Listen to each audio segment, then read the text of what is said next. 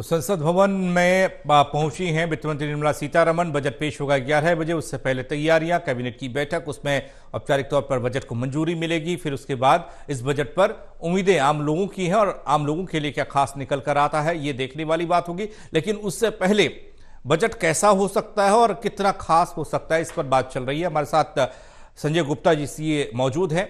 संजय जी, जिस तरीके से आर्या जी ने बताया कि तमाम तरह की कोशिशों के बावजूद भी अभी गुंजाइश है, अभी और काम करना है, क्या इस चुनावी मौसम में इस बजट को, इस अंतरिम बजट को देखते हुए हम ये कह सकते हैं कि चाहे वो युवा हो, किसान हो, आम हो, खास हो, व्यापारी हो, उद्योगपति हो, उसके लिए कुछ ऐसा होगा, सरप्राइज वाला होगा, जैसे हमने 2019 में देखा था किसानों के लिए और असंगठित श्रमिकों के लिए, और टैक्सेस में जिस तरीके से रिलीफ की बात आई सामने, इसमें भी कुछ सरप्राइज हो सकता है आज, या कुछ नहीं?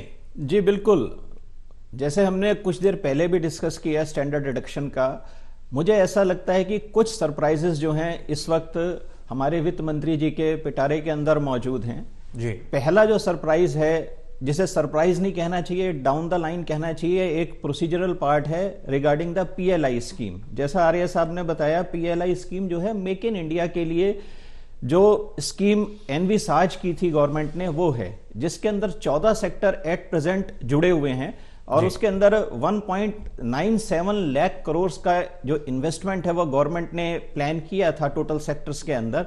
और जो उनका एट प्रेजेंट जो है वो कहते हैं कि करीब जो लास्ट रिपोर्ट के अंदर 746 एप्लीकेशंस जो हैं वो दिसंबर तक अप्रूव कर चुके हैं, जिसमें से करीब 125 एप्लीकेशंस जो हैं एमएसएमई की हैं। जो गवर्नमेंट का अभी तक डिसबर्समेंट है उसके अंदर दिसंबर 23 तक वो करीब 4400 करोड़ रुपया है। यानी इसका मतलब है कि गवर्नमेंट ने अपनी तरफ से जो टोटल आउटले दिया वो 4400 करोड़ दिया, जबकि बजट एस्टीमेट था कि वो गवर्नमेंट रिलीफ 11,000 करोड़ का देगी। मुझे ऐसा लगता है कि कहीं ना कहीं जो गवर्नमेंट की तरफ से रिलीफ और रिकॉग्निशन है वो स्लो है। उसका कारण दो हो सकते हैं कि एक तो ब्यूरोक्रेटिक हर्डल्स हैं और एक रेड टेप है। इन दोनों चीजों से गवर्नमेंट को जूझना पड़ेगा। आपका जो विजन है वो बढ़िया है, आपके जो लॉज हैं वो बेटर हैं, लेकिन आपका जो इंप्लीमेंटेशन वाला पार्ट है वो कहीं ना कहीं लैग कर रहा है। अब देखिए 2 महीना बचा है इस साल के अंदर और आप 4400 करोड़ से 11,000 करोड़ पे कैसे जाएंगे? मैं नहीं समझता ये पॉसिबल हो पाएगा। अगर गवर्नमेंट को सीरियस इसके ऊपर वर्क करना है तो मैं ये उम्मीद कर रहा हूं कि इस बजट के अंदर कुछ और इंडस्ट्रीज को इसके अंदर ऐड किया जाएगा। इसके साथ साथ जो प्रोसीजरल पार्ट है रिकॉग्निशन का, उसे थोड़ा ईज आउट करना पड़ेगा ताकि ज्यादा से ज्यादा इंडस्ट्रीज को ऑप्ट कर सकें और अपने यहां कैपेसिटी क्रिएट कर सकें।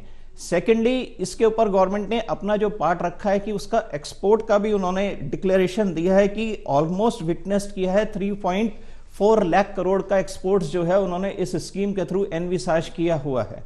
देखिए हिंदुस्तान के अंदर बहुत बड़ी कैपेसिटीज जो है वो क्रिएट हो रही हैं जो काफी जगह वर्ल्ड क्लास हैं, सेमीकंडक्टर के अंदर, इसके अलावा और चीजों के अंदर, खास तौर पे फार्मा में, मोबाइल मैन्युफैक्चरिंग के अंदर हम ये देख रहे हैं कि वर्ल्ड क्लास फैक्ट्रीज जो है हिंदुस्तान में आ रही हैं। बड़ी बड़ी कंपनियां, फॉक्सकॉन है, एप्पल है, वो अपनी मैन्युफैक्चरिंग को ऑप्ट कर रहे हैं। समय जरूर लगता है, लेकिन अगर आप थोड़ा सा लॉ के अंदर रिलैक्सेशन देंगे, थोड़ा सा व्यापारियों की, इंडस्ट्रियलिस्ट की समस्याओं को समझ के उन्हें स्ट्रीमलाइन करेंगे, तो मैं ये उम्मीद करता हूं कि एक बेटर रिजल्ट जो है हमें कमिंग डेज के अंदर देखने को मिलेगा। इसके साथ साथ जो एमएसएमई का जो परसेंटेज है अभी इस स्कीम के अंदर काफी कम है। एमएसएमई का रिकॉग्निशन इस स्कीम में अगर बढ़ता है तो एक एमएसएमई को भी एक बहुत बड़ी सपोर्ट मिलेगी। अब हम आते हैं साहब सरकार की जो दूसरी स्कीम है स्टार्टअप इंडिया, जिसे काफी पॉपुलराइज किया जाता है और हमारे मिनिस्टर साहब जो है उसे काफी अप्रिशिएट भी करते हैं। अभी जो रिसेंट सर्वे है उसके अंदर उन्होंने कहा 2016 में करीब 450 स्टार्टअप रजिस्टर्ड थे डीपीआईआईटी के पास, और एट प्रेजेंट में कल उनकी वेबसाइट पे देख रहा था तो करीब 1,19,000 के आसपास जो है स्टार्टअप्स रजिस्टर्ड हैं। साहब रजिस्टर्ड जरूर होंगे, लेकिन अगर आप देखें कि कितने स्टार्टअप्स को इनकम टैक्स की एग्जेम्पशन दी गई, जिसको कि कुछ समय पहले सरकार ने इनकॉर्पोरेट किया गया था, वो हार्डली फ्यू थाउजेंड हैं। जहां तक मेरे को डिटेल मिल पाई पब्लिक डोमेन के अंदर, अराउंड 2300 या 2900 के आसपास ही स्टार्टअप्स जो हैं वो इनकम टैक्स के अंदर उन्हें रिबेट मिल पा रही है। देखिए स्टार्टअप एक ऐसा जुनून है उन हमारे युवाओं के हाथ के अंदर जो स्वयं भी अपने आप को सेल्फ एम्प्लॉय करते हैं और हजारों लोगों को उसके अंदर एम्प्लॉय करके एक बेटर एनवायरनमेंट क्रिएट करते हैं। अगर हम इसके डिफरेंस को देखें कि हार्डली आपने रजिस्टर कर लिया 1 लाख को, आपने छूट प्रोवाइड की 2% को, तो कहीं से कहीं तक इतना बड़ा मिसमैच ये भी दिखाता है कि कहीं रेगुलेटरी पार्ट और जो लाल फीताशाही है या ब्यूरोक्रेसी है वो कहीं ना कहीं इन स्कीमों को रोक रही है रिकॉग्निशन के लिए।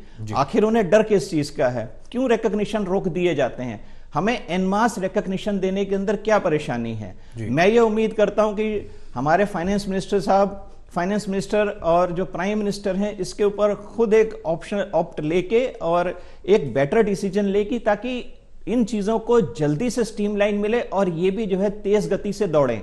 जो सरकार का लक्ष्य युवाओं को रोजगार देने का है, ये 2 स्कीम्स ऐसी हैं कि अगर सरकार इनके ऊपर सीरियसली वर्क करे तो हमें एक बहुत बढ़िया रिजल्ट्स जो हैं वो देखने को मिल सकते हैं।